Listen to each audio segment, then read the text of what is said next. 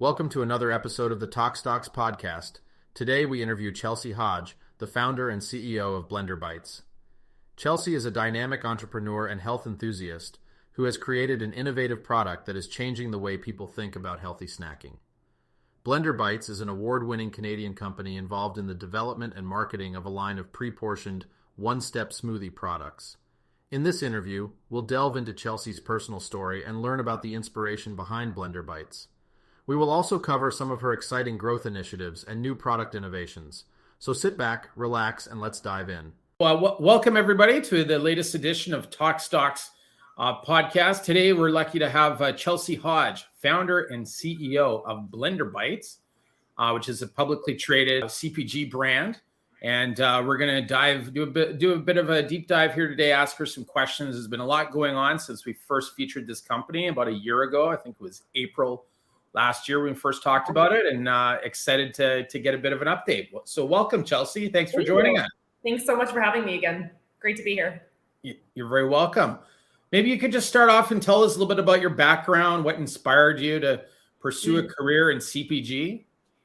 Yeah, sure. Well, I did my business degree, and I always knew that I'd be an entrepreneur. Since a little girl, all my Barbie dolls had, businesses, and they all had offices to go to. I put them to work every single day. So for me, it was all about being an entrepreneur and starting my own business. So that was always in the back of my mind. Went to university, did my business degree, obviously, thinking that those skills would help me in my pursuit of being an entrepreneur. But it wasn't really until I was working for a company called Vega that I got my idea for Blender Bites. At the time, Vega was sort of pioneering the plant-based category in terms of proteins. And I was making 2-3 smoothies a day and really just got tired of the process of having, multiple ingredients that I was adding, multiple different bags of frozen fruit in the freezer. I'd go away to Whistler for the weekend. I'd come home and all my spinach and my kale and fruits had gone bad. So I just literally said, there's just got to be a better way. And that was, much earlier than this easy smoothie category started. So I was a bit of ahead of the time a little bit, but it took me a couple of years to really, get the seed capital and, find a little manufacturing studio that I could work out of, myself on the weekends because I was working full time. I dragged my mom and my 2 aunts into this, and, every weekend for the first year and a half, we were making, the product by hand. So, that true entrepreneurial story, but that's just sort of the heart and soul of this business is just, really grinding it out from day one, working with, the team at Vega. I learned so much from Charles and, everyone at that company who really mentored me for many, many years, on my journey. So, I think having that background really helped.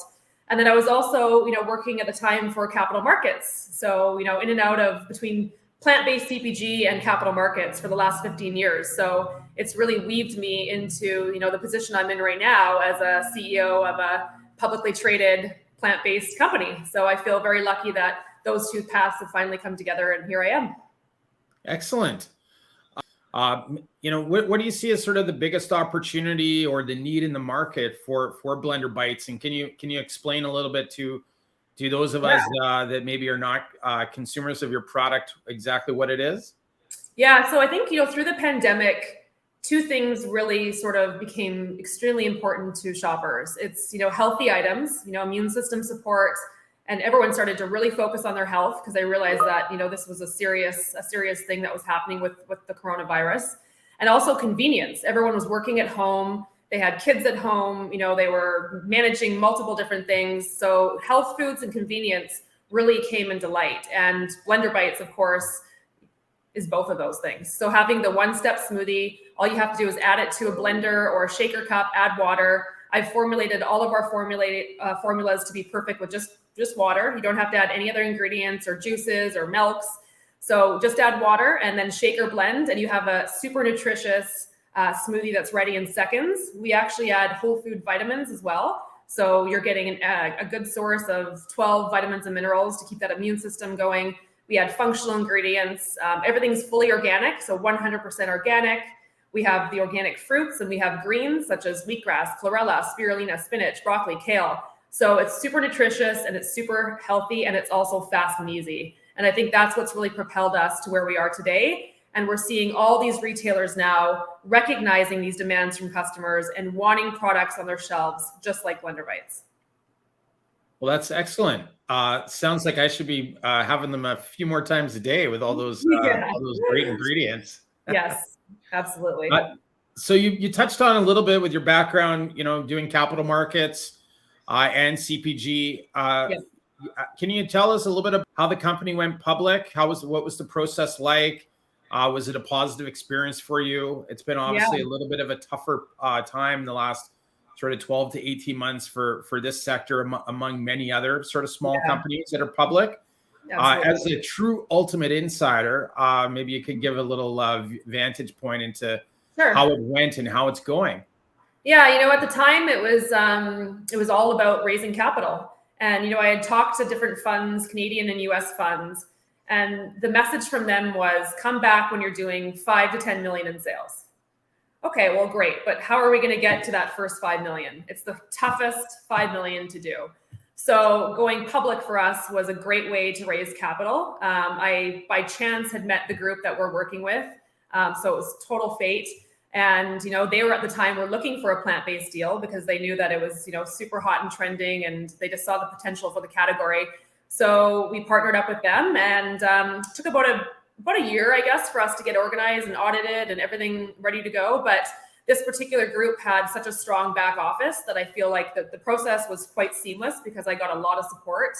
My two first investors, the first check writers in Blender Bites many, many moons ago, were also capital market guys. So I felt very comfortable having them on my side doing this deal because I knew that they would be protective of us and making sure that, everything got done right. And then I think my background, like I said, 15 years in capital markets also really helped because I kind of knew what to expect. So there was no huge surprises, which was great. So I think it also gave me that level of comfort to feel comfortable being the CEO of a public company. It's not for everybody. I definitely see there's unfortunately, some deals that definitely went sideways. It's very sad to see when you know how much work that those entrepreneurs have put into building their company and then have it go sideways. But we are one of the fortunate ones that, we're alive and doing phenomenal, and we have, money in the bank, and we're growing at light speed. So I'm very grateful. Great. Well, that's good to hear. And I would imagine from your experience being in the capital markets before taking this company public that it allowed you to, build sort of some thick skin and know who you should be working with and who to avoid and where the pitfalls and the snake pits are. Yeah, absolutely. Yeah. There's sharks swimming in the water. You just got to navigate them for sure. So fantastic. Yeah. Can you tell us, like, just jumping back to your products, you explained a little bit about how you developed them, many moons ago with your family and having to find a sort of a commissary kitchen or somewhere to sort of get it off the ground. I imagine things have changed quite a bit now. You're obviously a much bigger company. Could you tell us a little bit about how the process has sort of changed and a little bit about your production process and the development process for developing new products? Yeah, sure. Yeah. So, we worked in that little popsicle shop for, like I said, about 1.5 years. And that was just to service the Western Canadian accounts. So when we first launched, I didn't start selling my products at farmers markets, and I didn't start small. My first account was IGA, Fresh Street, Whole Foods, Choices Markets. I jumped right in. So that was fine. I was able to manage Western Canada. But when we went national across Canada, I realized, with Sobeys and Loblaws, that obviously production needs to change and we need much more capacity. So we were lucky enough to find a group in Ontario, just about 1.5 hours outside of Ontario. And they've got a super large 250,000 square foot facility. It actually used to be the old Smucker's Jam, Bix Pickles facility. So they've got 200 staff members. We've got our own dedicated rooms. We own a lot of our own equipment, actually, that we've purchased over the last year through our launch with Costco. So in order to get that capacity up, we had to purchase some equipment. So now we've got a great partner. He's invested a lot of capital into expanding our freezer space. He's doing that again for our US launch now. But we're also looking at 2 to 3 more co-packers in the US for the next 12 months. Wow. Sounds like big. You've grown up big time. I got my big girl pants on now. Absolutely. Well, that's excellent to hear. I'm sure there's a lot to unpack on the Costco When did you first start distributing products with Costco Canada? Costco Canada we've been on shelf for about a year. They've had multiple different variations of flavors. So that's been great. You know, the Costco shopper loves that treasure hunt, right? So they always want to have the new flavors going in. We've developed a whole new line of products. I haven't mentioned yet, but it's called One Step Frap. So I took the traditional Frappuccino, which everyone loves, but no one wants 60 grams of sugar anymore. No one wants 700 calories. So, you know, Starbucks sales have declined rapidly on their fraps in the last 12 months, but everybody loves them and no one's disrupted that category yet. So I said, well, there's an opportunity for us. Why don't we create a one-step frap puck? So again, with all the same functional ingredients, our caramel collagen has got bovine collagen. Our mindful mocha has got lion's mane mushroom along with the 12 vitamins and minerals. And then our vanilla probio has got 3 billion probiotics per puck. So the leading probiotic yogurt has about 1 billion per serving. We've got 3 billion CFU per puck. So it's a huge dose of probiotics. And the response from the retailers has been amazing. They've said to me, Chelsie, finally, like we've been waiting for something like this for 2 to 3 years, and finally someone's done it. They are absolutely delicious. They've got half the sugar of Starbucks, half the calories, half the carbs. I'm super excited. So we're gearing up to launch that into the US market right now, along with our one-step smoothie pucks. So tons of innovation that's happened last year as well. And touching base on what you were saying about expanding, you know, working with different R&D labs. All of the formulas are created by me.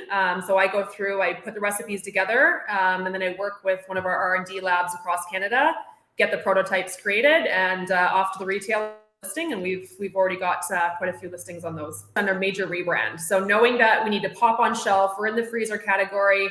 The freezer doors are always cloudy and foggy. So, you know, we really wanted to pop off shelf. We wanted to have a brand. You know, Blender Bites, our current Canadian packaging, doesn't necessarily have that brand feel, but now it's just got a phenomenal brand feel. We've had tons of great feedback from Expo West. We were just at the biggest, natural health food show in the world. People loved it. So it's bright. It has a brand feel. I think we're finally ready to make that move into the US market in a big way. Well, it sounds like you've sort of touched on something we were going to speak a bit about, and I was going to ask you about the growth strategy and expansion to new markets. You've talked about your new product, your one step frap, which sounds great. Can't wait to try it. And you've talked a little bit about the US. Yes. I know when we've spoken in the past, the US has definitely been top of mind. But I imagine it's one thing to want to sell a product in the US. It's another to sort of build out the infrastructure. So could you touch on any of that you had to sort of go through?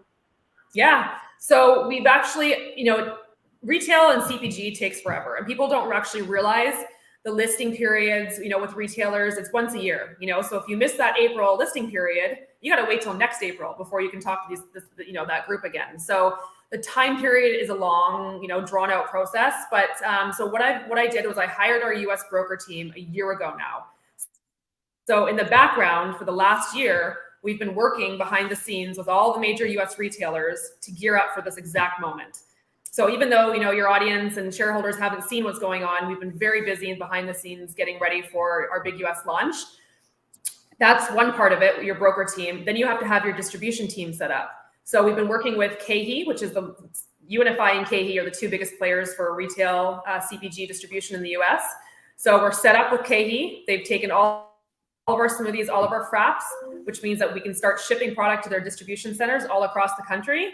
And that's the next step in order to get into stores. So we've made some great progress and got everything totally lined up in order for our big retail launch, which is coming up in the next few weeks. Excellent. And I guess it sort of, dovetails right into the next thing I wanted to ask about, which is what sort of margins does Blender Bites operate on? And how do you, as a newer, younger brand, fast-growing brand, how do you tackle issues that tend to plague, this, CPG sort of product, businesses, these things called trade spends and listing fees? Yeah, it's tough. So our strategy is very much go direct. So as I mentioned, we have KeHE lined up for distribution, which is great for some of the mid-tier chains, but for all the large chains, our strategy is to go direct. So by being able to ship direct to distribution centers, we eliminate that, anywhere from 15 to 25% hit that we take on the distribution team side.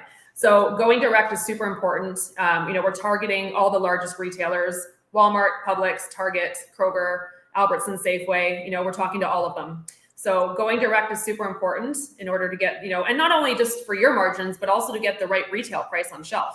You want it to be sitting, under $10 for sure.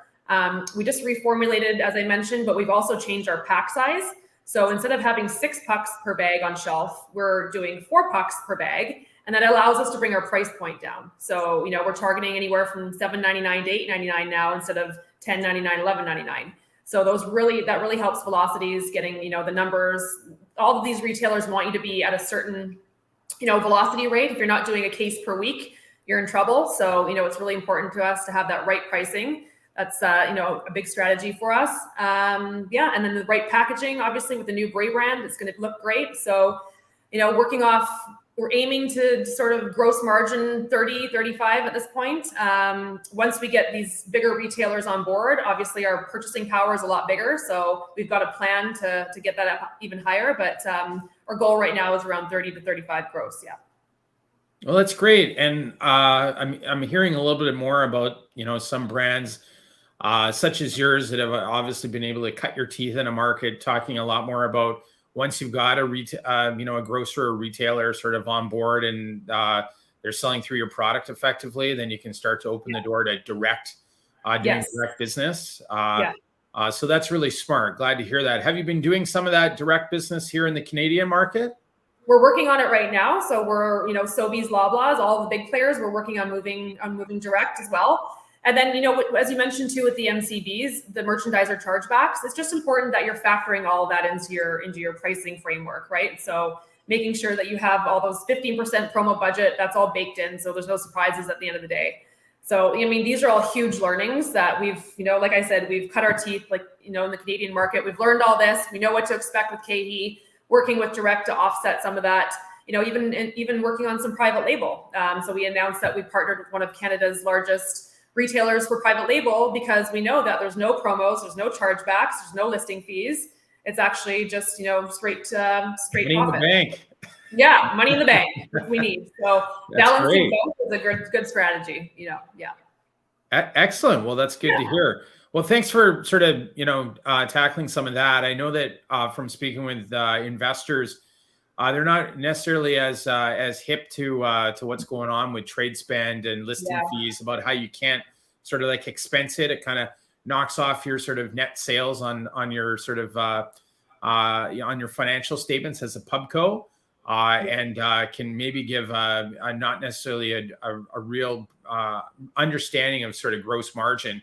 But anyways, working with Walmart too, there's retailers out there that actually don't have listing fees. So top priority for us is Walmart. No listing fees, EDLP pricing, which means everyday low price. So there's no promotional kickbacks. So there's lots of retailers out there that do understand how difficult it is and want to be a true partner. So we're focusing heavily on those guys. And there's a lot of retailers actually, if you're a woman founder, will eliminate listing fees. So, we're working with some groups on that as well, or at least greatly reduce the listing fees. So there are ways. Well, fantastic to hear. And it sounds like you've got a really good handle on all that now. So nobody's going to catch you with one of these chargebacks without you knowing what it relates to and having pre-negotiated things like that. So that's great. Maybe we could just jump a bit more back into the capital market side, if you wouldn't mind. The company completed a 1-for-10 rollback back in July. You greatly tightened up your cap structure. Your cap structure at the time had, I think, if I'm not mistaken, less than 40 million shares out at the time. 38 million. Now we're so around 4 million now. Yeah.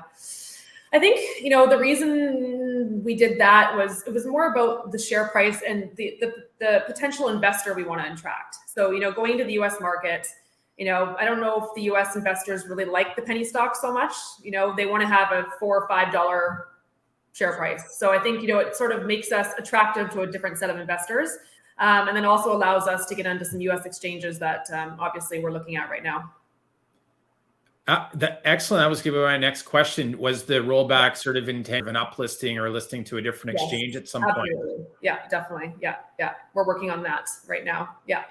Excellent. Good to hear. Maybe you could just sort of touch on your sort of recent share price performance, but what was sort of your low earlier this year?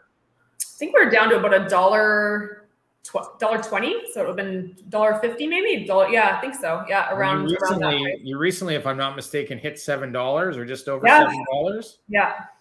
So pretty phenomenal sort of increase here. What do you attribute that to? Getting the word out, some success with the business, or just the sector itself seeing a bit of an increase after being such poor performance.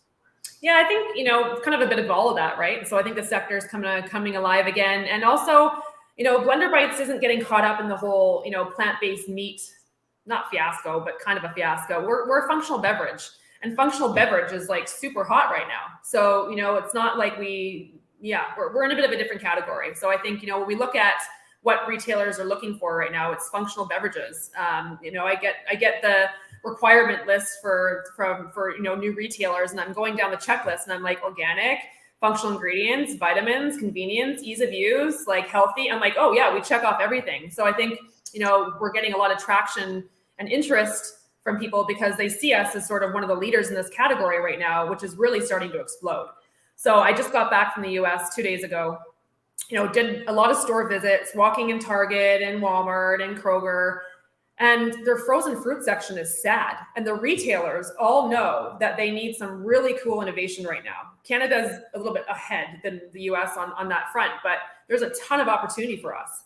And a cool brand like Blender Bites can come in and take up some of that space that has traditionally been owned by companies like Dole that don't necessarily have that cool factor. And then, something so innovative like Blender Bites, like the Frappuccinos, we're first to market. No one's doing that. There's no competition on the shelf in the US like the one-step frap. So, the brand's getting a lot of attention. I think we're starting to get noticed. So, by different phone calls and different groups that I have calling, like we're starting to get noticed. We've got a lot of traction, a lot of news coming out. Can't say anything yet, unfortunately, but there's a ton of news coming out. So I think the whole category is just getting really exciting, and Blender Bites is a really exciting brand. Well, that's great. So why don't we turn that excitement into a little bit of fundamental discussion? Sure. What were your sort of last 12 months, or I guess your last fiscal revenues look like? So 3.8, and a large part of that was because of Costco. So as I mentioned, we launched into Costco. We did the East, we did the West, we launched into Texas, Oklahoma, Arkansas, Louisiana. We did a little run down there. So yeah, and I mean, we're a perfect Costco product. We have a bag of 12 pucks, so it's 2 flavors, and people loved it. It's really great for families. It's great for like younger professionals and fitness enthusiasts, but it's also great for families because it's just so easy. Even the kids can make their own smoothie in the morning. And I get, emails from moms saying, my kitchen's not a disaster after my son came home from soccer and made his own smoothie. So they're like so grateful, right? So Costco's a perfect fit for us. We're in talks with some other US regions right now. So yeah, our biggest sales, Sobeys is our #1 customer in Canada. Loblaws and Costco are our 3 big players. Great. And you're all still carried in Costco? Is that like an ongoing thing, or is that like a warehouse by warehouse situation? Yeah. So Costco East, they just did the daily defense. And then Christmas is a whole different story. They're over-skewed. So they're looking at us now they want to have constant new flavors coming in and out. So we're in talks with them right now on the Frappuccinos. Great. Yeah. And do you have any? Are there any like revenue projections for this sort of current year that we're in now, or is there anything you want to touch on in terms of how that 3.8 million is sort of progressing into this new fiscal? So the back half of our year ends October 31st. So June to October is going to be extremely heavy. So we're targeting 10 to 12 this year. Wow, fantastic! Yeah. That's a big lift over the last year. Yeah. And you'd attribute a lot of that to starting to, I guess it'd be sort of a full year of being in business with Costco rather than a partial year. And no, this is all attributed to accounts that I can't say yet. Okay, good stuff. More to come. More to come. Great. Very exciting. Well, you sort of touched on it like a little bit, not getting caught up in the plant-based sort of meat fiasco. Yeah. There's been a few of those. I'm unfortunate for some of the entrepreneurs, for sure. Seems like a sector that there was a lot of promise, but maybe there wasn't product market fit with the consumer. Yeah. Because I think consumers at the end of the day like things that taste good, which is, I think, a key value proposition for any blender bite consumer, is they're very tasty. Yeah. So as a consequence, a lot of plant-based or CPG, snack brand companies were kind of painted with the same brush, and their stocks were sort of pummeled the last sort of 12 to 18 months. We're seeing some green shoots, and you're certainly one of them, and you're wearing the right color shirt for sure, especially your stock price. A lot of money. I like it. Fantastic. So you think there's some reason here for some optimism? We're starting to turn the corner here, and do you think that sort of food brands and food companies, CPG companies, are going to start to see continued investment and some support? Yeah, no, I definitely do. And we're in the frozen category too. So it's important for investors to know how hard that category is. So if you're making headway in that category and you're getting this real estate like we're getting and are going to continue to be getting, that makes us a super strong target for an acquisition.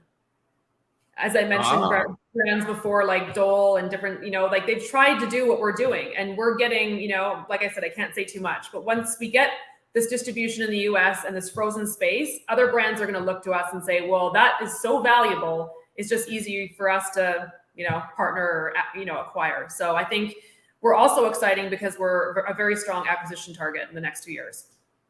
Yeah, maybe we could just kind of touch a little bit on that for investors. So some investors may wonder, well, why isn't a Dole type company that's in the fruit business? Why wouldn't they sort of just do what you do? Maybe we could explain a little bit and educate kind of the investors and anybody watching this that a lot of times they'd rather a big brand that's already known for something and already has a brand identity around a certain type of price or product. Oftentimes it's easier for them to acquire somebody who's already gotten established a brand and has that loyal consumer and has already sort of spent a lot of money to kind of get it running, and that they're really in the distribution business, not really the brand building business. Totally. And maybe you could you just touch a little bit on that? And that's why it was so important for us to do this rebrand this year. Like we spent a lot of time working on this rebrand, and we had to make sure it was just right because the brand is so important. It has to have a cool factor, especially with all the things we can do right now with social media and, influencers and celebrities and all the stuff we're working on. It has to have that cool factor.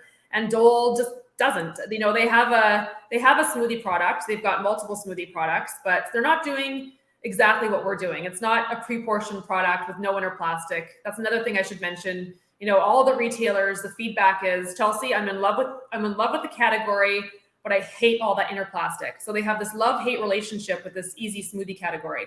Our competitors have a plastic ring you have to pop out cubes, or a sachet that you have to slice open with scissors and try and push out the product. So we're the only product in the market that doesn't have that inner plastic packaging, and it's setting us apart in a really big way. Not only because it's better for the environment, but it's just the ease of use for customers. So, Dole has a bag of mixed fruit with a little tiny cube for whey protein, or, but every time you pour out from that bag, you're getting a different smoothie because little pieces go out, obviously you're pouring out different pieces every time. So they've tried to do it. We're going to be sitting beside them in some of these retailers, but no one's doing it quite like us. And also because it's a puck, we can add in powders, we can add in organic flavors, which is what we've done. So we really pop our flavor profiles. And for the US market, taste is king. It's got to taste great. Whereas if it's just frozen fruit, you're going to have to add juice or something to get that sweetness pop, right? Because frozen fruit actually loses sweetness and flavor as it freezes. So for us, being able to add those organic flavors really sets us apart. We're launching Tropical Glow, which is a skin health product right now. And, we made it taste like pina colada. It's so delicious. We've got our Daily Defense, which is hitting the US and Canada, and it's got, more of an orange creamsicle flavor. So customers love that. They know that they're getting super healthy ingredients, and their kids absolutely love it as well. Well, that's great. Awesome to hear. Thank you for breaking that down for us. Maybe we could just wrap up here a little bit. Thanks for your time that you've given us. What sort of news flow should shareholders expect over the next 6 to 12 months? It's all going to be mostly about the US market. Like I said, I've been working behind the scenes for over a year, and now we're finally ready to share some super exciting news with your audience and with our shareholders around different retailers that have found the brand to be exactly what they're looking for. So I'm very, very excited to share that. We've also got some, big PR stuff happening, with partnerships around getting the message out, because, getting on the shelf is one thing, but how do you tell the audience that that product is there? So we've also got some news coming out around a potential partnership that's going to help tell the message to consumers that Blender Bites exists, and this is exactly where you can find it. Great. And what would be finally, what are some final thoughts you'd like to leave viewers with? Anything else? You've definitely given us a lot here, but is there anything else you'd like to say? And then specifically, why should people invest into Blender Bites? Yeah, I mean, we're trading at 5-ish, which is still about half the price of our last financing, right? So I think it's, a wonderful time to get in. I've been buying stock, at these levels, and actually I own a lot of stock much above these levels. So I think it's still probably one of the last chances to get in, before we hopefully get back to that finance price in the very near future. And again, you're investing in a company that's doing good, and people love it, and we've proven the concept. It's not like it's a brand new item. We've worked super hard the last 5-6 years, proving the concept, perfecting the formulas, perfecting the brand, and building the right partnerships with the right people. Having the right broker team in the US is super key. Having the right distribution team is super key. I just hired a COO, Steve Pear. So he was actually the CEO of Odwalla Juice that was owned by Coca-Cola. So there's nobody that knows smoothies better than Steve, and he's coming in to be my partner in building this and taking it to very big heights.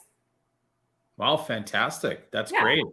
I hadn't seen that. Congratulations on that. Announced that on Friday. Yeah, Steve's here, so I'm thrilled, because it's been me for so many years, and I've had people to support me, but I needed that true partner that really understands how to scale this, because we're in a very make it or break it phase right now. So, we need to scale this to 50 million in the next 18 months. Then he's the guy to do it.